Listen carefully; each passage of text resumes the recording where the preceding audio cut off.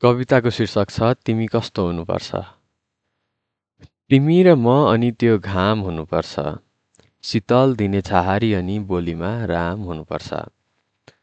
तिमी र म अनि त्यो घाम हुनुपर्छ। शीतल दिने छाहारी अनि बोलीमा राम हुनुपर्छ। तिमी कोट्टाउनु दुःखका पाना, तिमी कोट्टाउनु दुःखका पाना, मै गोडाउँला हर्षका फुलबारी। हामी दुवैले समात्ने कुटोको बिँड एउटै हुनुपर्छ। भगवान रूपी बा-आमा अनि चेली हुनुपर्छ। भगवान रूपी बा-आमा अनि चेली हुनुपर्छ। सबैलाई रिझाउने शान्त स्वभाव अनि बोली हुनुपर्छ। तिमी सजिनु फरिया र चोलीमा, तिमी सजिनु फरिया र चोलीमा, मै उनौला दौरा सुरुवाल। हामी दुवैले बाँध्ने तनाको गाँठो एउटै हुनुपर्छ। तिमी र म अनि त्यो चखेवा हुनुपर्छ। तिमी र म अनि त्यो चखेवा हुनुपर्छ। हर्षका दाना पोटिला खेत रहर लाग्दा हुनुपर्छ।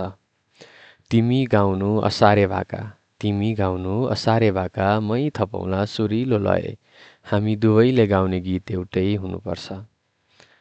दुःखले घर अनि घरको दुःख बोल्ने हुनुपर्छ। दुःखले घर अनि घरको दुःख बोल्ने हुनुपर्छ। दशैँमा जोगाएर अन्न तिहारमा सेल पोल्ने हुनुपर्छ। तिमी छर्नु पोल्टाको मकै, तिमी छर्नु पोल्टाको मकै, मै लगाउला मेलामा सियो।